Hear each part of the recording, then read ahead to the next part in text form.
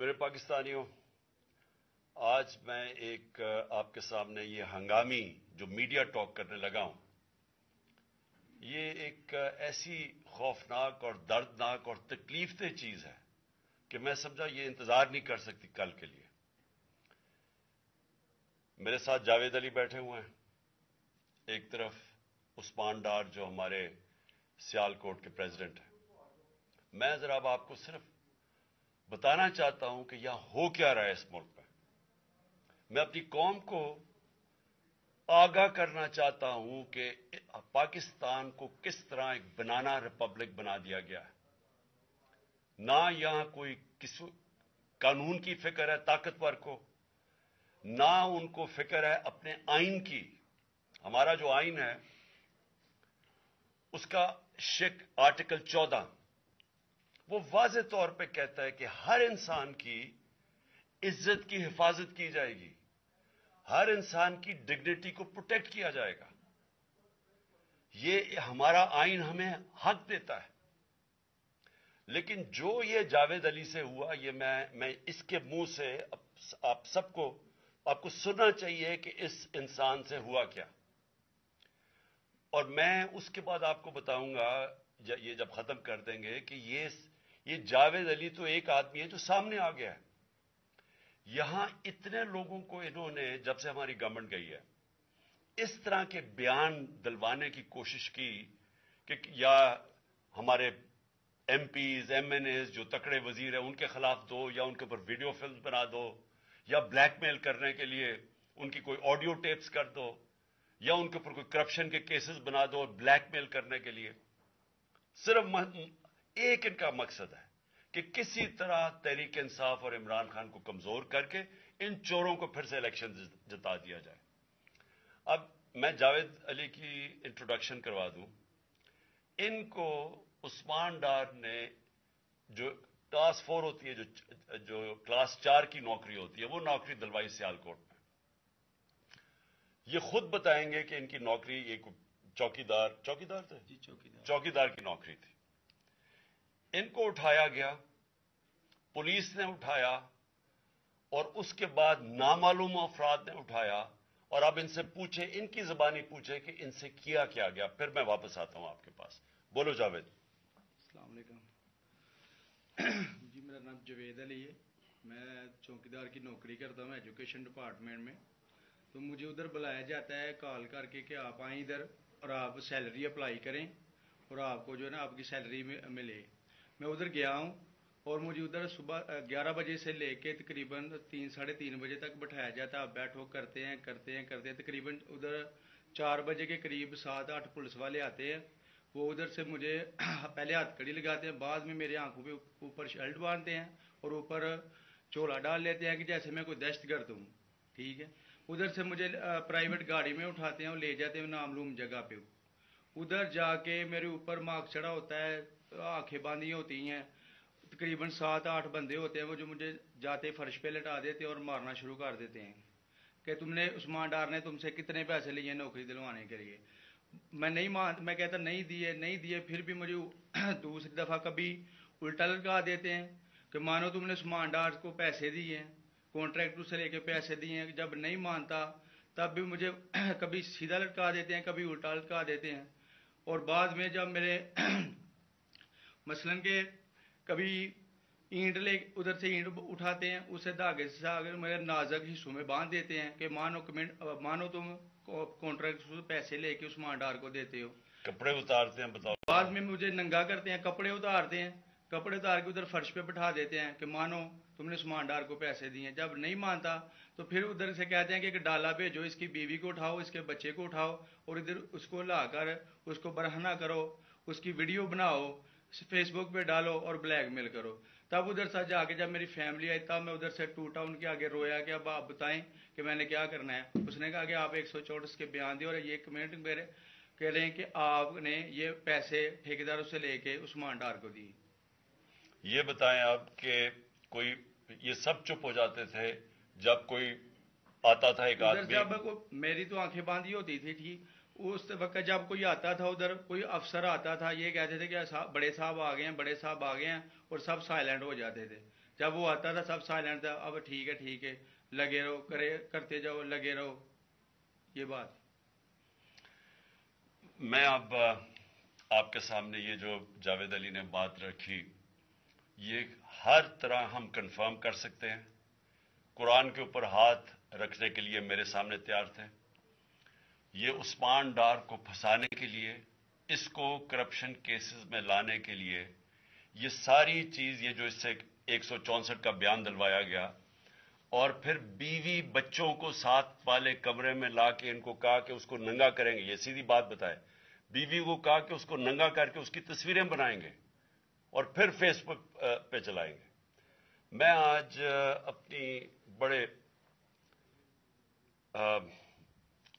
Respect سے، میں اپنی عدلیہ سے، میں اپنی چیف جسٹس صاحب سے کہنا چاہتا ہوں کہ دیکھیں، میں اب سے نہیں، جب سے ہماری حکومت گئی ہے، میں تب سے کہتا رہا ہوں کہ ہمارے بنیادی حقوق کی حفاظت کون کرے گا.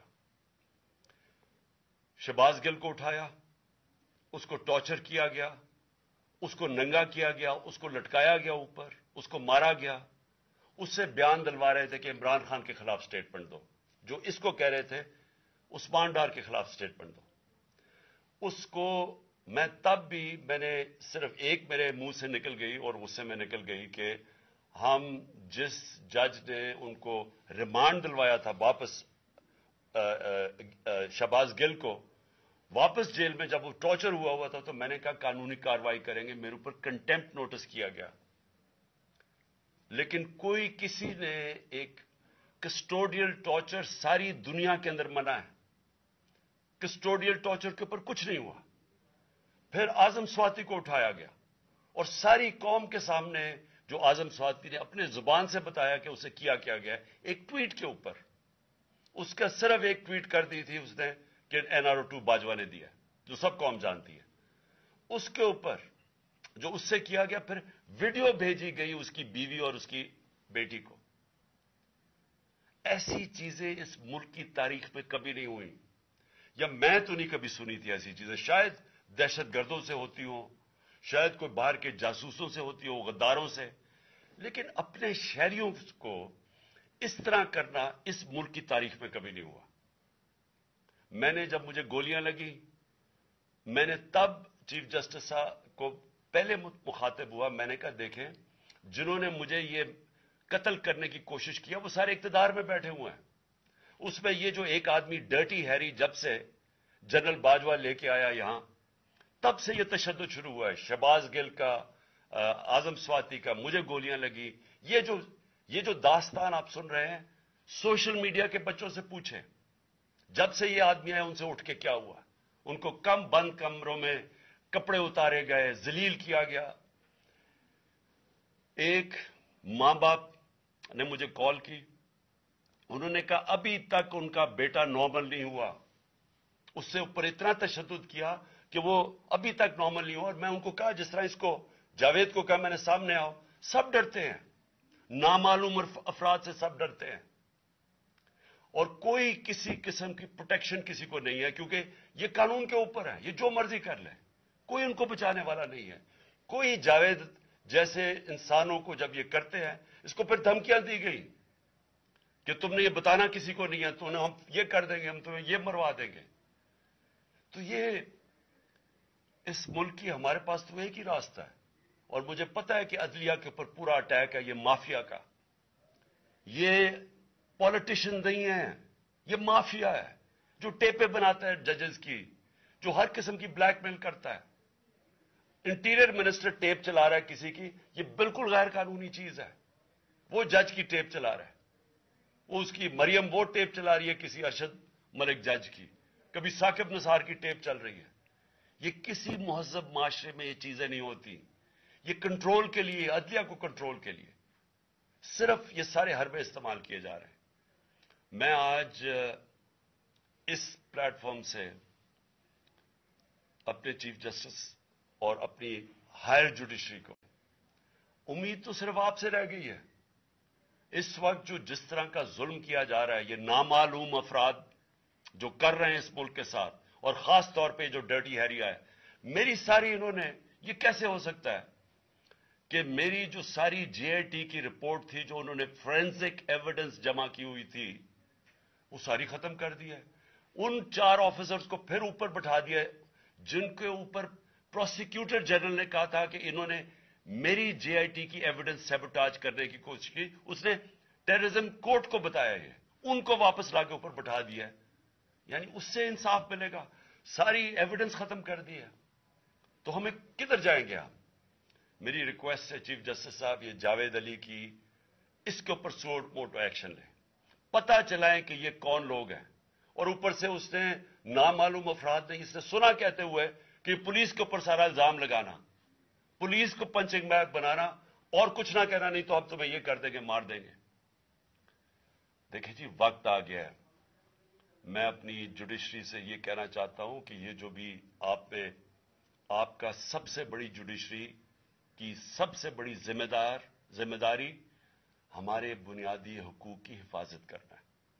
یہاں جس طرح یہ رجیم چینج کے بعد جس طرح بنیادی حقوق ختم کیے گئے ہیں, لوگوں کو لاوارث چھوڑ دیا ہے, سمجھ نہیں ہے لوگ جائیں کدھر انصاف کے لیے.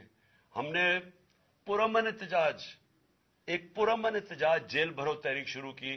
جو لوگوں کو اٹھا کے لے کے جا رہے ہیں ان کو کپڑے نہیں دے رہے ہیں, ان کو دور دور لے گئے ہیں, کسی کو اٹک ڈرانے دھمکانے سے خوف پھیلا رہے ہیں. ایک طرف ایک پرامن احتجاج تاکہ ملک میں نقصان نہ پہنچے. اب ہماری قوم آگے مشکل میں ہے, مہنگائی میں ڈوب گئی. کبھی پاکستان کی تاریخ میں 41% مہنگائی انفلیشن نہیں ہوئی. چھوڑ کے گئے تھے 12% تھی, آج 41% ہے. ہم اس کے احتجاج کریں کہ چور اوپر بٹھا دیے, این آر او مل گیا ہے, پکڑ کے یہ حالات ہوتا ہے, سب کو ڈرانا دھمکانا, جرنلسٹ کو, صحافیوں کو, ٹی وی چینلز کو. تو میں صرف چیف جسٹس صاحب اور آپ اپنے سپریم کورٹ سے آج خاص درخواست کرتا ہوں کہ یہ جاوید علی کی کہانی سنیں, پوچھیں کون ذمہ دار ہے, کہیں تو لائن ڈرا کریں کہ اب ان کو خوف تو ہو کہ کوئی کھڑا ہے ان کے لیے, عوام کے لیے, عوام کے ساتھ کھڑا ہے. کوئی تو ایکشن لیں تاکہ عوام کو کوئی حوصلہ ہو کہ ہماری عدلیہ ہمیں بچائے گی. کون بچائے گا جاوید؟ سوچیں کہ بیوی بچوں کو ساتھ والے کمرے میں جا کے کہتے ہیں اس کو ننگا کر کے ہم اس کی تصویریں بنائیں گے. یہ کون سے معاشرے میں ہوتا ہے؟ یہ کوئی غدار ہے؟ کوئی ایک چوکی دار کی کلاس 4 کی نوکری کر رہا ہے, اس سے اٹھا کے یہ کیا کہ جی اس کے خلاف ایویڈنس تھے کہ وہ دیکھیں جی کتنا آپ نے اس کے لیے کتنی پتہ نہیں کدھر سے اس نے کلاس 4 کے چوکی دار نے پتہ نہیں کیسے پیسے بنا کے دینے تھے اس کو, لیکن کوئی ایویڈنس مل جائے تاکہ کسی طرح تحریک انصاف کا جو سیالکوٹ کا ہمارا ڈسٹرکٹ کا پریزیڈنٹ ہے اس کو کسی طرح گندا کیا جائے اور اس کو کسی طرح نااہل کیا جائے, کسی طرح اینٹی کرپشن میں آ جائے. اور یہ ہے پنجاب کی جو انہوں نے کیئر ٹیکر گورنمنٹ, یہ جو ایک بددیانت دار ایک میں اس کا نام مجھے سمجھ نہیں آتا کہ ایسا گھٹیا چیف الیکشن کمیشن اس ملک کی تاریخ میں نہیں آیا کہ شرم نہیں آئی کہ نیوٹرل کیئر ٹیکر یہ حرکتیں کرتا ہے. یہ نیوٹرل کیئر ٹیکر کے نیچے ہو رہا ہے.